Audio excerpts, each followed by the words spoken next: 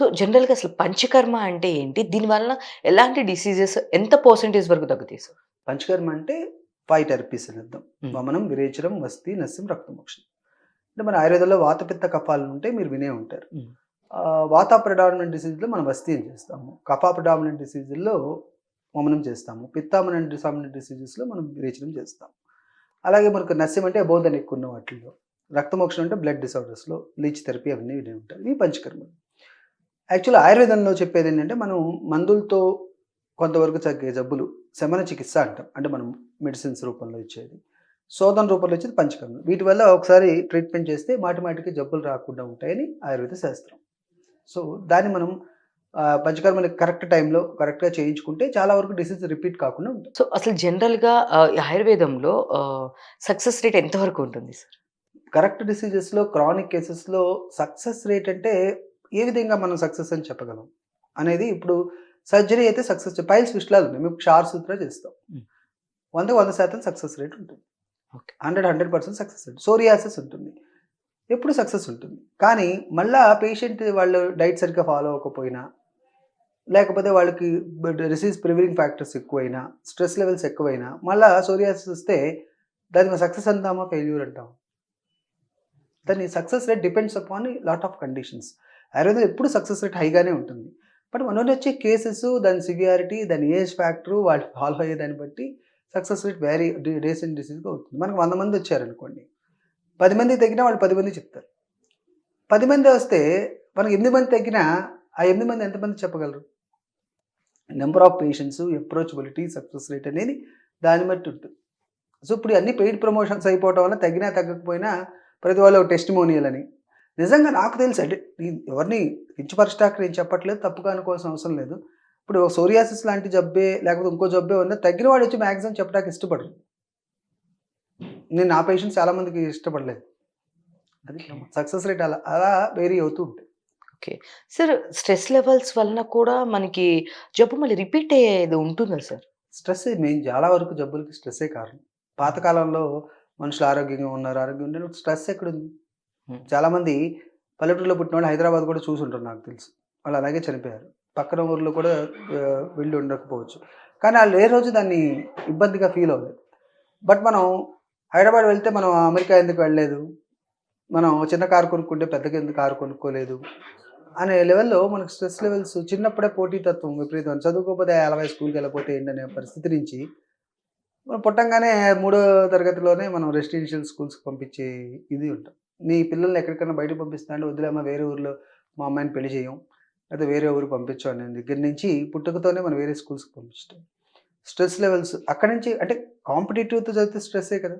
అక్కడి నుంచి చదువు కూడా స్ట్రెస్ లెవెల్స్‌తోనే స్టార్ట్ అయ్యి 10థ్ మీడియేట్, ఇంటర్మీడియేట్‌లో మళ్ళీ ఎంసెట్ కోసం విపరీతమైన స్ట్రెస్. అక్కడి నుంచి వచ్చిన తర్వాత ఇంజినీరింగ్ మెడిసిన్ స్ట్రెస్, మళ్ళీ అక్కడయిన తర్వాత పీజీ స్ట్రెస్, మళ్ళీ అక్కడయిన తర్వాత ఉద్యోగం స్ట్రెస్, ఉద్యోగం తర్వాత ఉద్యోగంలో జాయిన్ అయిన తర్వాత అక్కడ స్ట్రెస్. సో, స్ట్రెస్ లేని జీవితం ఎక్కడుంది? స్ట్రెస్ మాక్సిమం డిసీజెస్ అన్నీ అందుకే ఆయుర్వేదంలో ఆరోగ్యవంతుడంటే ఫస్టే చెప్పాడు. సమదోష సమాగ్నిస్య సమధాతు మలక్రియాః ప్రసన్నాత్మని ఉందాః అని. ఆత్మ ఇంద్రియ మనసః అంటే బాడీలో అగ్ని ఇవన్నీ సమంగా ఉంటేనే కాదు, మానసికంగా ఆరోగ్యంగా ఉంటేనే is called an healthy person అని చెప్పాడు. సో, మనం మానసికంగా ఎప్పుడు ఫ్రీగా ఉంటున్నాం? పుట్టిన దగ్గర నుంచి ఎప్పుడు స్ట్రెస్సే. సో, స్ట్రెస్ ఎవరికైతే ఏ సిస్టమ్ వీక్‌గా ఉంటుందో, ఆ స్ట్రెస్‌లో ఉన్న ప్రాబ్లమ్స్‌ని ప్రొవోక్ చేస్తుంది. ఇప్పుడు మనకి ఇంటిగ్యుమెంటరీ సిస్టమ్ అంటే హెయిర్, స్కిన్, నెయిల్స్ ఉన్నాయనుకోండి. సోరియాసిస్ రావచ్చు, తెల్ల మచ్చలు రావచ్చు, జుట్టు ఊడిపోవచ్చు. అలాగే మనకి రిప్రొడక్టివ్ సిస్టమ్ అంటే పీసీఓడీ రావచ్చు, గైనిక్ ప్రాబ్లమ్స్ రావచ్చు. కడుపులో ఉంటే డైజెస్టివ్ సిస్టమ్స్ రావచ్చు, పైల్స్ ఫిస్టులా రావచ్చు, ఇండైజెషన్ రావచ్చు. ఇంకా దరిద్రం బాగోకపోతే క్యాన్సర్ రావచ్చు. So, this stress is the main cause of many diseases. అందుకే ఆయుర్వేదంలో త్రయ ఉపస్తంభాలు అని చెప్పారు. నిద్ర, ఆహారం, బ్రహ్మచర్యం. బ్రహ్మచర్యం అంటే రూల్స్ ఫాలో అవ్వటం. నిద్ర రోజుకి 6-8 గంటలు నిద్ర, ఆహారం, సమతుల ఆహారం. ఏ కాలంలో ఏ ఆహారం తీసుకోవాలి. మనకి ఇప్పుడులాగా కీటో డైట్, ఆర్గానిక్ డైట్ ఇట్లా లేవు. మనకేంటంటే ఋతువుని బట్టి. మనకు 6 ఋతువులుంటాయి. హేమంత, శిశిర, వసంత, గ్రీష్మ, వర్ష, శరద్ ఋతువులని. 12 మాసాలున్నాయి. ఒక్కొక్క 2 మాసాలు ఒక్కొక్క ఋతువు. ఆ ఋతువుని బట్టి ఏ ఆహారం గ్రీష్మకాలం ఉంది, ఎండాకాలం ఉందనుకోండి. ఆ ఋతువులో ఏం తీసుకోవాలి? చల్లటి పదార్థాలు, బాగా తేలిగ్గా ఉండేవి, ఈజీగా డైజెస్ట్ అయ్యేవి, లిక్విడ్స్ ఉండేవి తీసుకుంటాం. బయటలో చల్లటి గాలిలో ఉండటం, వంటికి చల్లటి చేసే లేపాలు వేసుకోవడం ఇట్లాంటివి చేయమని చెప్పారు. అదే డైట్ రెస్ట్రిక్షన్. అదే బ్రహ్మచర్యం అంటే రూల్స్ ఫాలో అవ్వటం. మనం ఎక్సర్సైజ్ చేయటం, ఆ టైంకి మన పని మనం చేసుకోవడం. అంటే మనం ఏ వృత్తిలో ఉంటే ఆ వృత్తి బాగా చేయటమే యోగా, అదే కర్మ కౌశల్యం, అదే మనకి బ్రహ్మచర్యం. సో, ఈ 3 ఫాలో అయితే మోస్ట్ ఆఫ్ ది డిసీజెస్ రావనేది ఆయుర్వేదం శాస్త్రం. మనం ఇందులో ఏది ఫాలో అవ్వట్లేదు. అవును. సో, ఇప్పుడు ప్రతోళ్ళకున్న ప్రాబ్లమ్ స్లీప్ డిజార్డర్. హ్మ్. సో, అది ఫీల్డ్ ఏదైనా అదే మీన్ సాఫ్ట్‌వేర్ అవ్వనివ్వండి, హార్డ్‌వేర్ అవ్వనివ్వండి, అండ్ మీడియా అవ్వనివ్వండి. సో, స్లీప్ డిజార్డర్ అనేది చాలా బాగా ఎక్కువైపోయింది. అంటే నిద్ర రాకపోవడము, ఎప్పుడో నైట్ 1:00 అట్లా రావడం, ఇట్లాంటి ఇష్యూస్ ఎక్కువున్నాయి. సో, దీన్ని ఓవర్‌కమ్ చేయాలంటే ఎలాంటివి తీసుకుంటే మంచిది? చెప్పాను కదమ్మా! మనకి competition and stress is the main conflict. రేపు సాధించాలి అనేది ఎక్కువ మన మనసులో నాటుకుపోవటం వల్ల మనకి నిద్ర రావట్లేదు. హ్మ్. మనసుని ఎప్పుడైతే మనం కొంతైనా కామ్‌గా ఉంచుకుంటామో, యోగా, మెడిటేషన్ లాంటివి ఇట్లాంటి వాటికి ఉపయోగపడతాయి. హ్మ్. కంప్లీట్ థెరపీ కాదు. ఆ మందులు వాడేసి ఓన్లీ యోగా చేస్తే జబ్బులేం తగ్గిపోవు.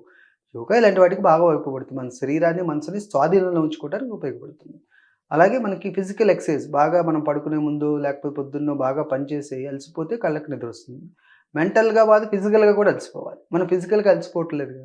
శరీరానికి నిద్ర యధాతు మనసి క్లాంతే నిద్రాయత్తం అని చెప్తారు. అంటే మనసు బాగా అలసిపోయినప్పుడు ఇంద్రియాలు, ఇంద్రియార్థాలు గ్రహించలేనప్పుడు అంటే మనకి సెన్స్ ఆర్గన్స్, 5 సెన్స్ ఆర్గన్స్ వాటి వాటి పనులు చేయలేనప్పుడు నిద్రొస్తుంది. మనం 5 సెన్స్ ఆర్గన్స్ మనకు మనసు అలసిపోయినా మన 5 సెన్స్ ఆర్గన్స్ పనిచేస్తూనే ఉంటాయి. టీవీ చూడటమో, లేకపోతే సెల్ ఫోన్‌లో అప్పుడు నిద్ర ఎలా వస్తుంది? సో, ఆ ఇంద్రియార్థాలకి, ఇంద్రియాలకి, మనసుకి ఎప్పుడైతే పూర్తిగా విశ్రాంతి దొరుకుతుందో అప్పుడు డెఫినిట్‌గా నిద్రొస్తుంది. ఓకే.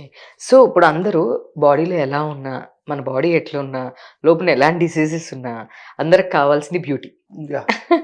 సో, ఇప్పుడు ఆయుర్వేదం పరంగా చూసుకుంటే గనక చాలామంది హ్మ్. దానిలో గూడా చాలామంది యూజ్ చేస్తూ ఉన్నారు. అంటే దానిలో ఇలా పంచకర్మలనే కానియండి, దానికి సంబంధించి కూడా ఏదో సమ్ బ్యూటీ దీనికి కూడా ఉపయోగపడతదని ఆయుర్వేదంలో బ్యూటీకి ఎక్కడ పంచకర్మలు చెప్పలేదు.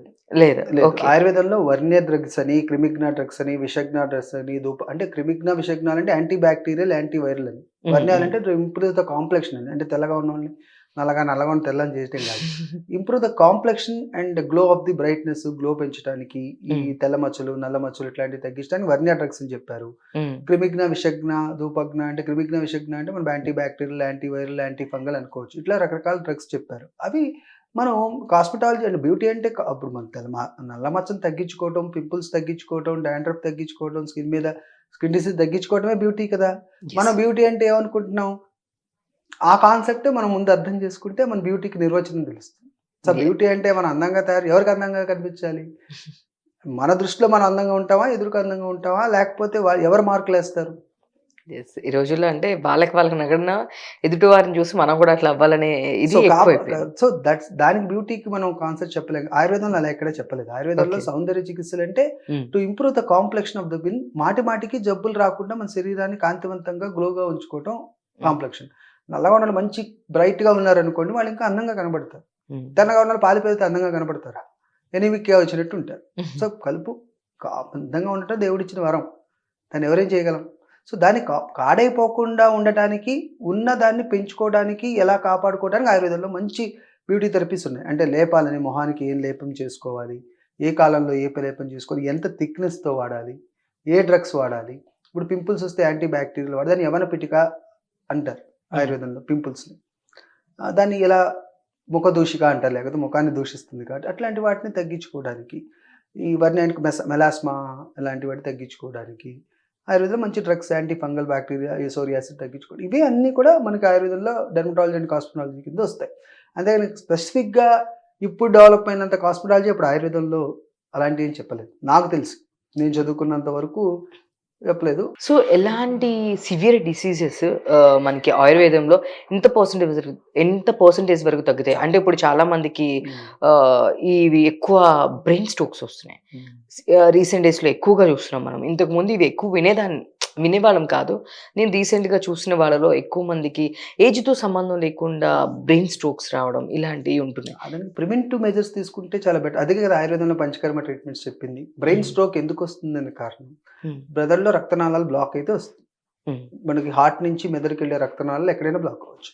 అది మెడ దగ్గర బ్లాక్ అవ్వచ్చు. కరెక్ట్. లేకపోతే బ్రెయిన్‌లో బ్లాక్ అవ్వచ్చు. ఏ ఏరియాలో బ్లాక్ అవుతే ఆ ఏరియా ఆపోజిట్ ఏరియా దాన్ని బ్లాక్ అవుతుంది.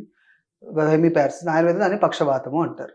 సో, దానికి కారణమైన ఈ షుగరు, బీపీలే కారణం. ఎథెరోస్క్లెరోసిస్ అంటారు. రక్తనాళాల్లో గడ్డకట్టడం. మనకి ఒక తూము ఉందనుకోండి. లోపలంతా పేరుకుపోయి చెత్తంతా పేరుకుపోతే కొంతకాలానికి ఏమవుతుంది? పూర్తిగా ఆగిపోతే వాటర్ వెళ్ళటం ఆగిపోతుంది.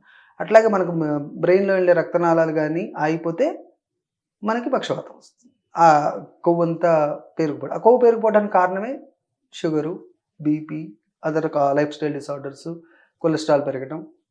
కొలెస్ట్రాల్ పెరిగితే రక్తనాళాలు మూసుకుపోతాయి. రక్తనాళాలు ఓకే. మూసుకుపోతే బీపీ వస్తుంది. ఇంకా ఓకే. ఎక్కువ మూసుకుపోతే అది ప్యాంక్రియాస్ మీద ఎక్కువ ఎఫెక్ట్ పడితే షుగర్ వస్తుంది. లైఫ్ స్టైల్ ఒబెసిటీ పెరిగితే షుగర్, ప్యాంక్రియాస్ ఎక్కువగా ఇన్సులిన్ రెసిస్టెన్స్ పెరిగితే షుగర్ వస్తుంది. Cirrhosis of liver, liver problems వస్తాయి. ఇవన్నీ కూడా కారణం బేసిక్‌గా ఇంకా రక్తం చిక్కబడటానికి కారణం అవుతాయి.